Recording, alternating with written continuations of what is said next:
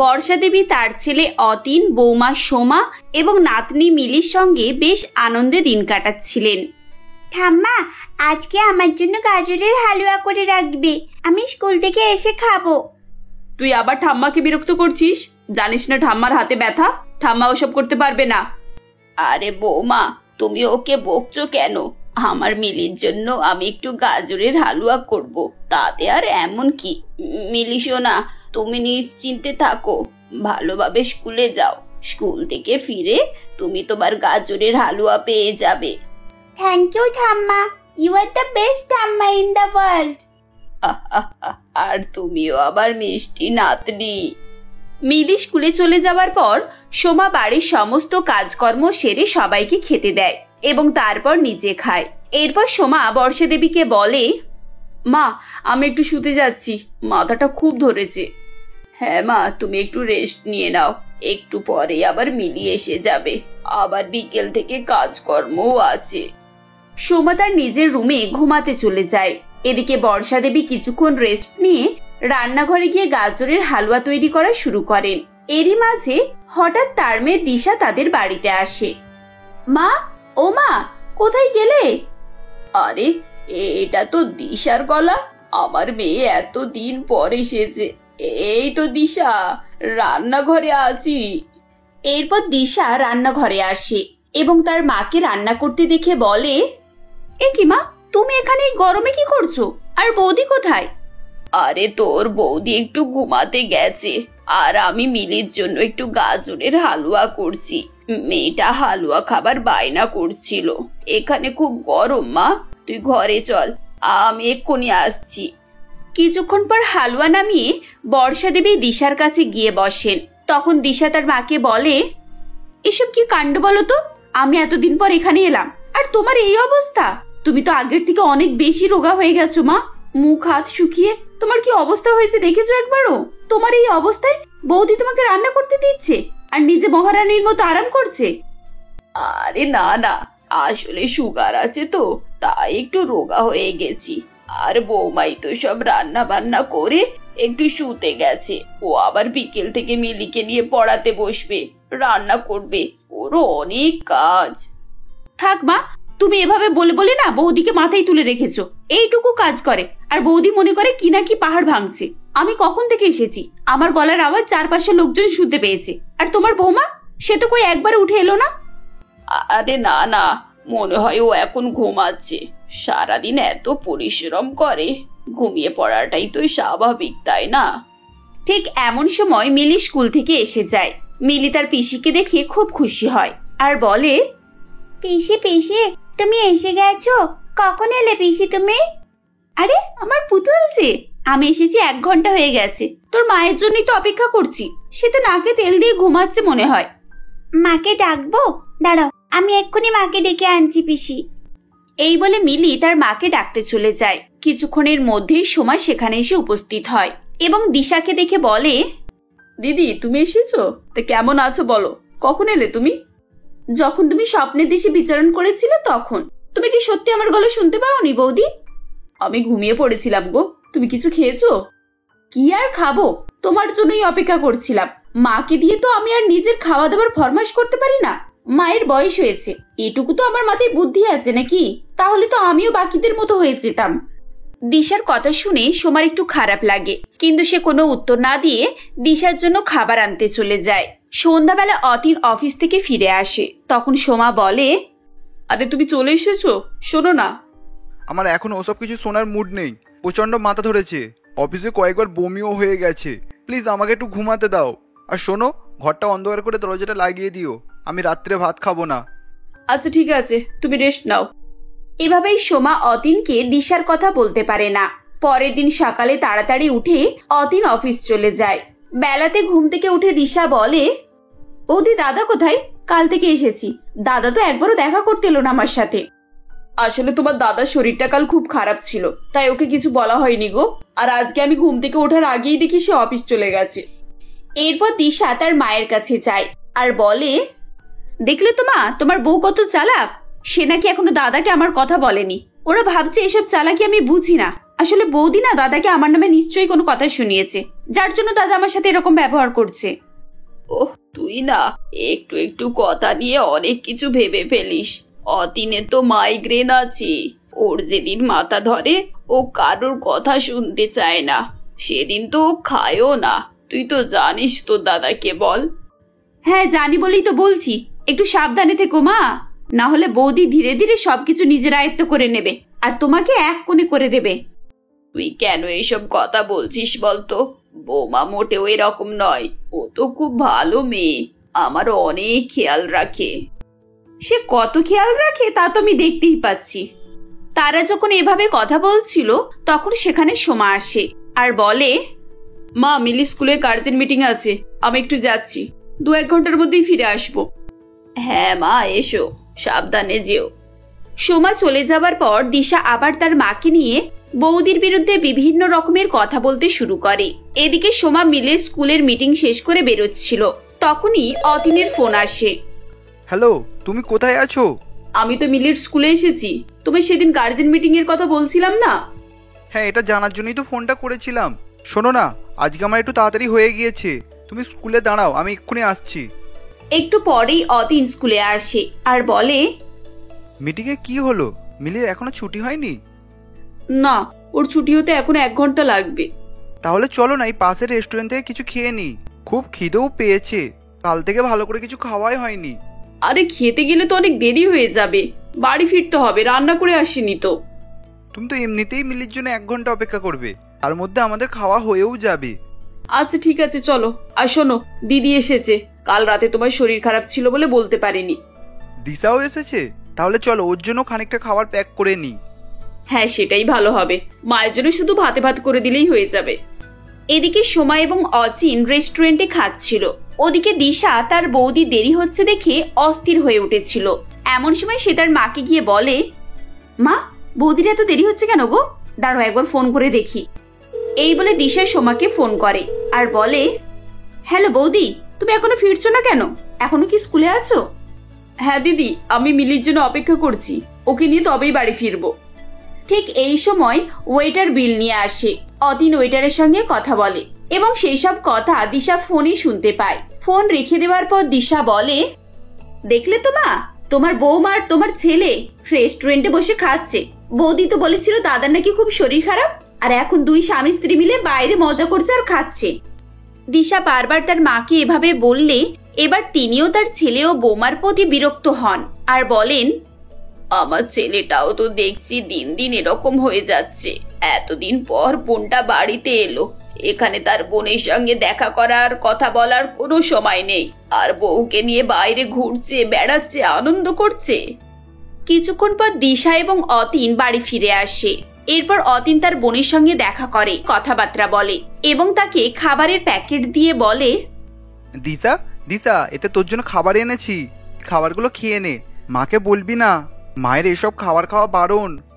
ঠিক আছে দাদা, আমি মাকে বলবো না। দিশা প্যাকেট থেকে খাবার বার করে খেতে শুরু করে।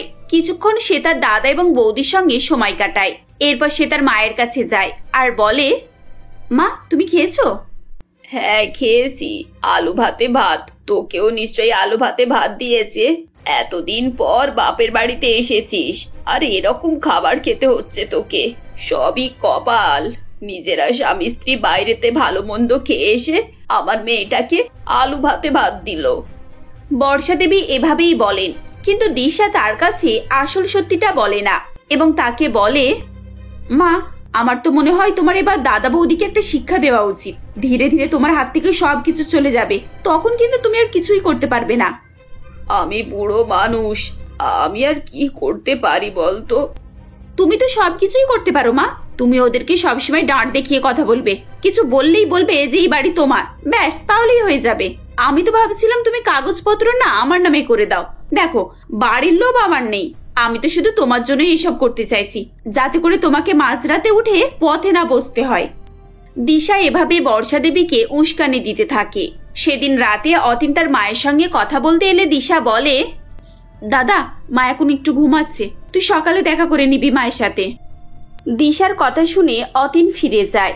পরের দিন সকালে অফিস যাওয়ার সময় সোমা অতীনকে বলে, এই যে শুনছো, মায়ের প্রেশারের ওষুধ আনবে আর সুগারের গুলোও নিয়ে চলে আসবে।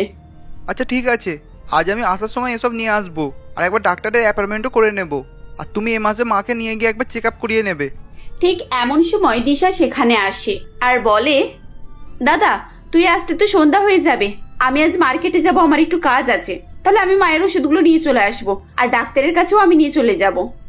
ঠিক আছে, তাহলে তুই একবার মাকে দেখিয়ে নিয়ে আয়, আমি আসছি।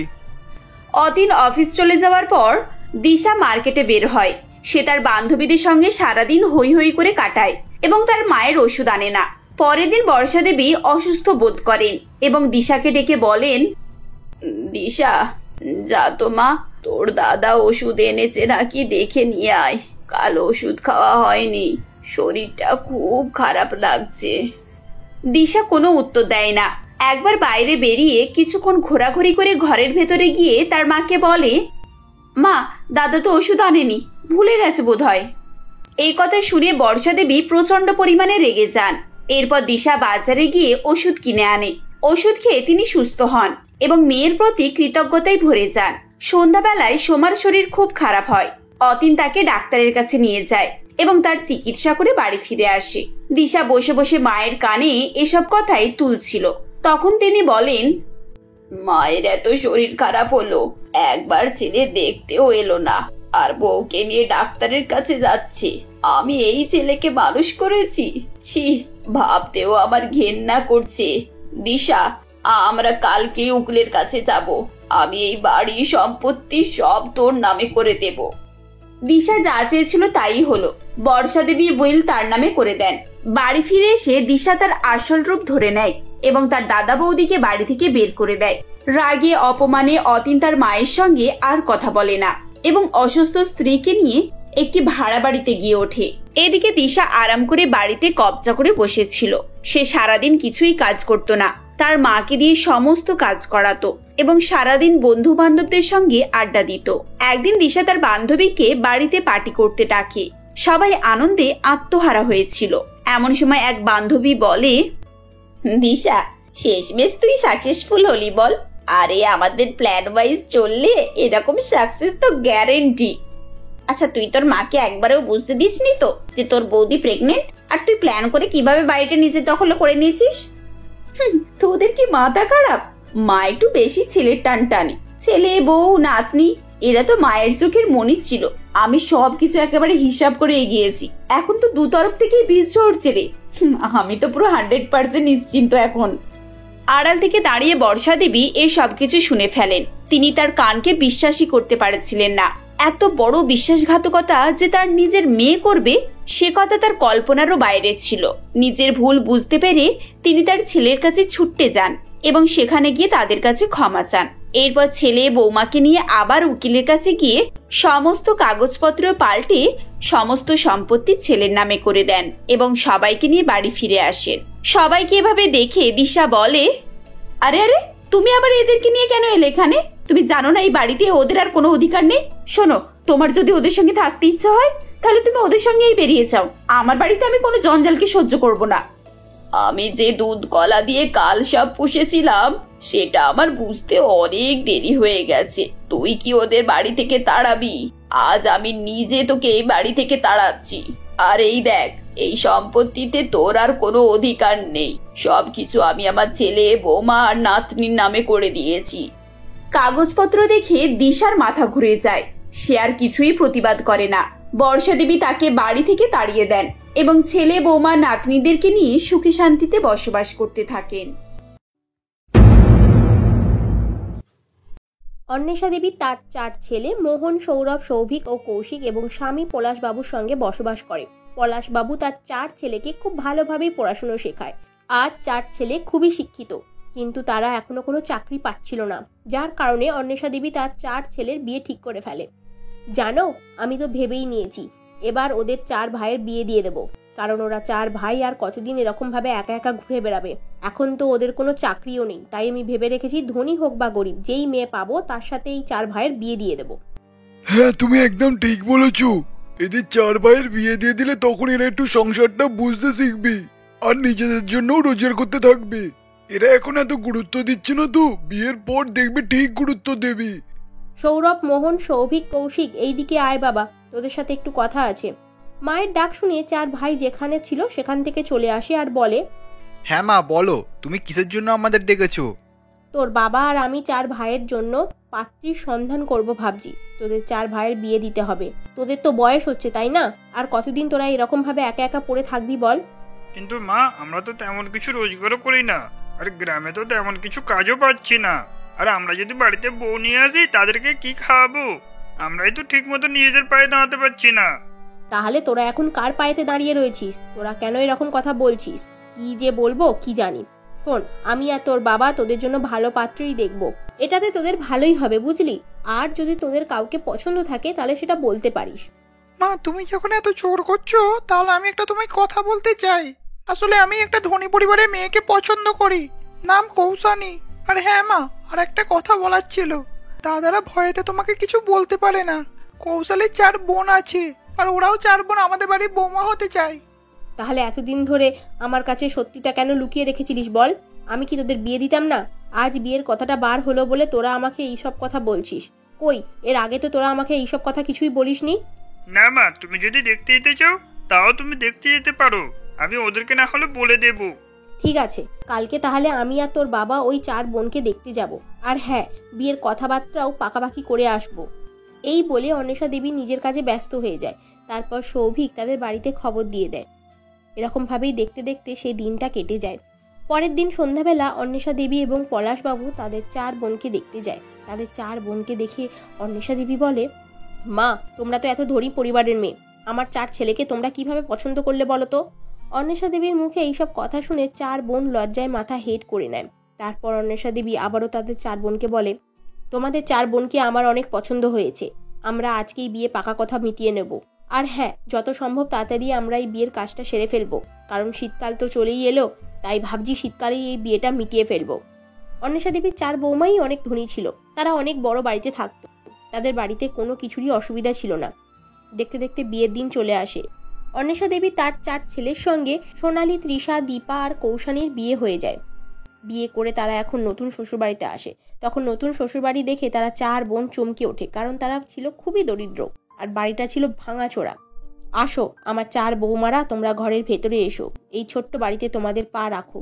আজ থেকে তোমরা এই বাড়ির লক্ষ্মী, এটাকেই নিজের বাড়ি বলে মনে রেখো। শাশুড়ি মায়ের কথাগুলো শুনে তারা মন দিয়ে বাড়িটার চারিদিক দেখতে থাকে। তাদের 4 বোনের মুখের দিকে অন্বেষা দেবী দেখেই বুঝতে পারে এবং অন্বেষা দেবী তাদেরকে বলে, আমার 4 বৌমারা, বুঝতে পেরেছি তোমরা এত ছোট বাড়ি কখনো দেখোনি, তাই না? কিন্তু কি করব বলো, আমার ছেলেরা তো কোনো চাকরি পাচ্ছে না, তার জন্য আমি বাড়িটাও ঠিক মতো করতে পারছি না। আসলে বাড়ি করতে গেলে তো পয়সার খুব দরকার, তাই না? আমাদের কাছে পয়সা নেই। আমি জানি তোমাদের এই বাড়িটা দেখে অনেক অবাক লাগছে, কিন্তু আমরা এখানেই থাকি। শাশুড়ি মায়ের কথাগুলো শুনে 4 বোনে আর কিছুই বলতে পারে না। দেখতে দেখতে সারা দিনটা কেটে যায়। পরের দিন সকালে মোহনের কাছে একটা ফোন আসে, আর ফোনের ওপার থেকে বলা হয়, হ্যালো, আমার নাম জয়, আমি ঢাকা থেকে বলছি। আপনারা 4 ভাই তো ইন্টারভিউ দিয়েছিলেন, আপনাদের ইন্টারভিউতে সাকসেস হয়েছেন। আমাদের অফিসে আপনাদের কাল থেকে জয়েনিং। কালকে আপনারা অফিসে চলে আসুন, ওখানেই কথা হয়ে যাবে। এই বলে ফোন রেখে দেয়। চাকরি পেয়েছে শুনে 4 ভাই খুশিতে আত্মহারা হয়ে পড়ে। এই খুশির খবরটা বাড়ির সকলকে বলে। তারপর শাশুড়ি মা বলে, দেখেছো বৌমা, আমি বললাম না তোমরা এই বাড়ির লক্ষ্মী। তোমরা বাড়িতে পা দিতে না দিতেই আমার 4 ছেলেরা কাজ পেয়ে গেল। কাল থেকে ওরা কাজে যাচ্ছে দিল্লিতে। জানি না ওদেরকে আবার কবে দেখতে পাবো। মা, তোমরা কিছু চিন্তা করো না, আমরা 4 ভাই ওখান থেকে কাজ করে টাকা পাঠাবো তোমাকে, আর সেই টাকা দিয়ে তুমি ভালো করে সংসার চালিও। এই কথা শুনে অন্বেষা দেবী খুব খুশি হয়ে যায়। অন্বেষা দেবী 4 বৌমাও অনেক খুশি হয়ে যায়। এরকম ভাবেই সেদিন কেটে যায়। পরের দিন সকালে 4 ভাই দিল্লি শহরের উদ্দেশ্যে রওনা দেয়। তারা চলে যাওয়ার পর এদিকে 4 বৌমারা শ্বশুর শাশুড়ির খুব ভালোভাবেই সেবা যত্ন করতে থাকে। কিন্তু তাদের বাড়িটা ছিল একদম মাটির, সেই কারণেই তারা খুব টেনশনে থাকতো। এইরকমই একদিন বাড়িতে এক প্রতিবেশী বুলটি দেবী আসে আর বলেন, কি গো দিদি, শুনেছ বৃষ্টির সম্ভাবনা রয়েছে। আমাদের এই গ্রাম ডুবে যাওয়ার সম্ভাবনা রয়েছে। বাঁধ ভেঙে গেছে, কিন্তু আরও হয়তো বৃষ্টির বেগ বাড়তে পারে। তাই বলছি দিদি, কোথায় যাব বলো তো আমরা? এ কি বলছো গো, বাঁধ ভেঙে গেছে, আবারও বৃষ্টির সম্ভাবনা বাড়ছে? তাহলে আমাদের এই মাটির বাড়িটার কি হবে? আমি আর আমার স্বামী আর 4 বৌমাকে নিয়ে কোথায় যাব বলো তো? হ্যাঁ গো দিদি, আমরা তো সেটাই ভাবছি। গ্রামের সকলের বাড়ি তো আর পাকা বাড়ি নয়, বেশ কিছু জন আছে তারা এখনো মাটির বাড়িতেই রয়েছে, তাদের কি হবে কি জানি। আমরা নয় ছাদে উঠে পড়বো, কিন্তু যাদের মাটির বাড়ি আছে তারা কোথায় যাবে কে জানি। আরে কাকি, আপনি শুধু শুধু চিন্তা করছেন আর মাকে শুধু শুধু চিন্তা দিচ্ছেন। আপনি তো জানেন মা অনেক চিন্তা করে ফেলে, যার কারণে মায়ের অনেক শরীর অসুস্থ হয়ে পড়ে। দয়া করে ওনাকে ওরকম কিছু বলবেন না, আর ঝড় বৃষ্টি এলে সে দেখা যাবে খন। আমি তো তোমাদের ভালোর জন্যই বলতে আসলাম, আর বৌমা তুমিই আমাকে ভুল বুঝছো। ঠিক আছে ঠিক আছে, তোমরা তাহলে থাকো এই মাটির বাড়িতে। যখন ঝড় বৃষ্টি নামবে তখন তোমরা সকলে ভেসে যাবে, তখন বুঝবে, আর তখন আমার কথা মনে পড়বে। দিদি তাহলে আমি এখন যাই, আবার পরে আসবো খন। এই বলেই বুলটি দেবী সেখান থেকে চলে যায়। আসলে বুলটি দেবী ঠিক বলেছিল, কারণ সব খবরের চ্যানেলেই শুধু একটাই কথা বলা হচ্ছিল, এই ঝড় বৃষ্টির কথা। পরের দিন সকাল থেকে আকাশের আবহাওয়া চেঞ্জ হয়ে যায়, আকাশে ঘন কালো মেঘ ছেয়ে যায়, আর তার সাথেই বৃষ্টি শুরু হয়ে যায়। তারা কোথায় যাবে কিছুই ভেবে পাচ্ছিল না। মাটির বাড়ি থেকে তখন বার হওয়ার চেষ্টা করে। দিদি তুমি বাবা মাকে ধরো, আমি কিছু প্রয়োজনীয় জিনিসপত্র নিয়ে নিই। আর বাকি দুই দিদি তোমরা বাবা মাকে ধরে বাইরে নিয়ে এসো, আমাদের এখানে এই মাটির বাড়ি থেকে বের হতে হবে, না হলে এই মাটির বাড়িটা পুরোটাই আমাদের ঘাড়ের ওপর ভেঙে পড়বে যে।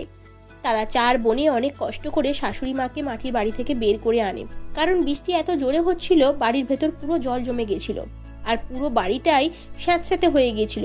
বাড়িটা যে কোনো মুহূর্তেই পড়ে যাচ্ছিল। তখনই তারা চার বোন মিলে শাশুড়ি এবং শ্বশুরমশাইকে নিয়ে বাইরে চলে আসে। বৃষ্টির জলে ভিজতে ভিজতে তাদের শরীর একদম কমজোর হয়ে যায়। তারপর আবার এত ঠান্ডা কনকনে শীতে আবার বৃষ্টি হচ্ছিল, গায়ে বৃষ্টির জল পড়তেই কাঁটা দিয়ে উঠছিল, কিন্তু কিছু করারও ছিল না। তারা সকলে মিলে জঙ্গলে একটা ফাঁকা এরিয়ার দিকে যাওয়া শুরু করে। তারা ঠিক করে এই ফাঁকা জঙ্গলে আশ্রয় নেবে, কিন্তু সেখানে বৃষ্টির জল খুবই পড়ছিল। বৌমা আমরা কোথায় যাব বলো তো, এখন প্রচন্ড ঠান্ডা লাগছে। তোমার বাবা তো মনে হয় দাঁড়িয়েই থাকতে পারবে না, প্রচন্ড ঠান্ডা লাগছে ওনার।